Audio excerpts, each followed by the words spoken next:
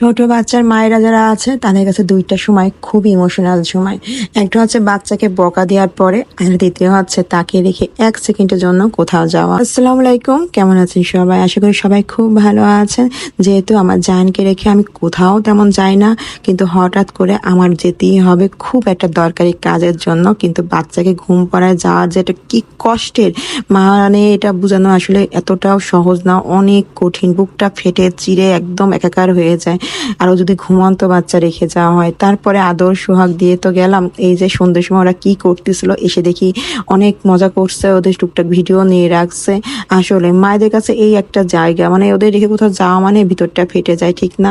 তো যাই হোক, গরম তো অনেক বেশি পড়ছে। পরে আলহামদুলিল্লাহ বাসাতেও সুস্থভাবে আসলাম, যেহেতু অনেক রাতও হয়ে গেছে বাসায় আসতে আসতে। আর এসে দেখি বাবুকে নিয়ে সবাই খুব ভালো সময় কাটাইছে। আমার ছেলে খুবই সুন্দরভাবে ছিল, দুষ্টামিও করেনি।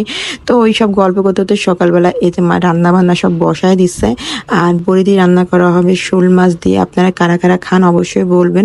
যশোর অঞ্চলে কিন্তু বড়ি খুবই খায়, তো ওই সব অঞ্চলে মানুষের শোল মাছ দিয়ে, বেগুন দিয়ে, তারপর আছে বড়ি দিয়ে রান্নাটা বেশ চলে। তো ভালো লাগে আর কি খেতে, যার যার খুশি, যার যার ভালো লাগে তারা আর কি খায়। তো পাটার বেটে নিল মা মশলাটা, আর আমি বলতেছিলাম দেও মা আমি একটু বেটে দিই, কিন্তু সে শুনলো না, সে একাই বাটাবাটি করবে। আসলে আমার মায়ের এই একটা অভ্যাস, মানে সে কুটবে, সে বাটবে, মানে তার একটু এগুলো শখ বেশি। সে বলে যে তরকারি কুটার মাঝে নাকি এই হাতের জন্য রান্না মজা হয়। কথাটা কতখানি সত্য যায় না, কিন্তু মিলে যায় আর কি কথাটা। তো এইদিকে প্রচন্ড গরম, আর আমি তো ঘেমে একাকার, রান্নাঘরে প্রচুর রোদের তাপ আসে, একদম ফকফকা হয়ে থাকে। তো মা রান্না বসায় দিছে বেগুন দিয়ে আলু দিয়ে, ওই যে বললাম রান্না করবে। আর এখানে আছে যে বাটা মশলাটা দিল, আর আমার যে কাজ একটু নাড়ানাড়ি করা, একটু ভিডিও করা। আসলে এখন অনেক বেশি গরম, আর এই সময় কিন্তু মানে যতই আপনি কাজ হালকা হয় না বা হবেও না, কারণ সংসারে যে কাজটা সেটা আপনাকে করতে হবে। যতই ঝড় বৃষ্টি রোদ শীতকাল আসুক না কেন, আমাদের কাজ আমাদেরকে করতে হবে। আর রান্না বান্না এটা তো এমন একটা জিনিস, পরিবারের সামনে যদি আপনি ভালোভাবে না দেন, তো আপনার কিন্তু নিজেরই মন খারাপ লাগবে।